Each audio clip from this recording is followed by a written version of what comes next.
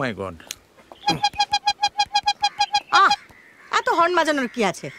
তোমাদের নিয়ে না সকাল সকাল রওনা দেওয়া প্রায় অসম্ভব, জাস্ট ইম্পসিবল। আর কত সকাল সকাল রওনা দেয় মানুষ?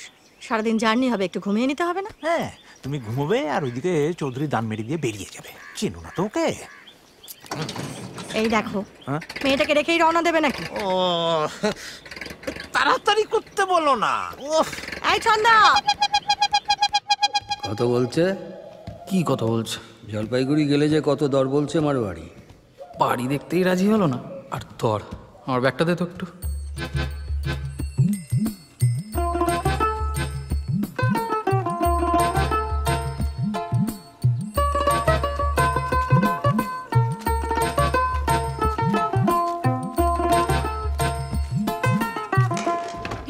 শ্রীনাথ 900, পবন 757, সাহা 320, তোর 1000-1200, আমার চেম্বারে সব মিলিয়ে ধর 9900, ওই 10,000 বললেই দিয়ে দিতাম।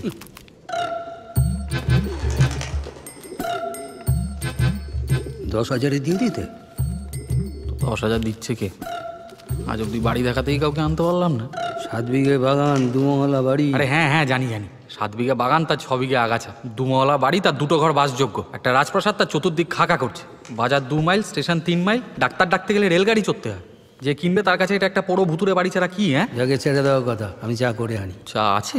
বাহ, তো ভয় চাইতেই পারিনি এতক্ষণ। থাকবে না কেন? কাল সাহা শ্রীনাথের দোকান থেকে সব আনিয়ে রেখেছি, শুধু পবনের দোকানে যেতে পারিনি তো সিগারেট টানা হয়। দিল? দেবে না কেন, শুধু মনোহরদা,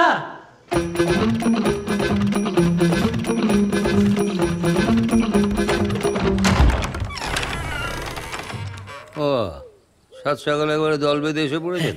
সকাল সকাল একটু হাঁটতে বেরিয়েছিলাম, সবার সাথে দেখা হয়ে গেল, তা ভাবলাম এদিক পানে যখন আসছি তখন একবার দেখা করেই যাই। তা বেশ করেছেন, কিন্তু রাজাবাবু তো নেই। কাল রাতে এসেছেন তো, ফিরতে দেখলাম। মানে জেগে নেই, ঘুমোচ্ছে। আসুন, চা করে নিয়ে তুলছি।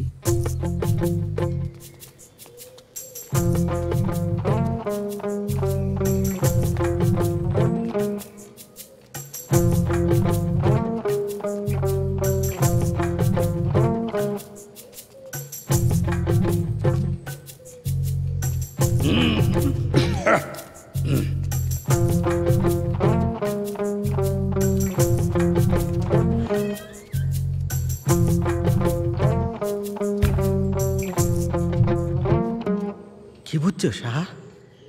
দেখো বাবুদা, টাকাটা মার যাবে না জানি, বাড়িটা বিক্রি হলে রাজাবাবু সব মিটিয়ে দেবেন, কিন্তু এই বাড়ির যে অবস্থা দেখছোই তো, বাড়িটা কিনবে কে?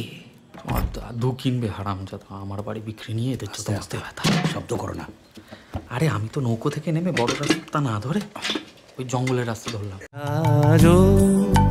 সাজাও সাজাও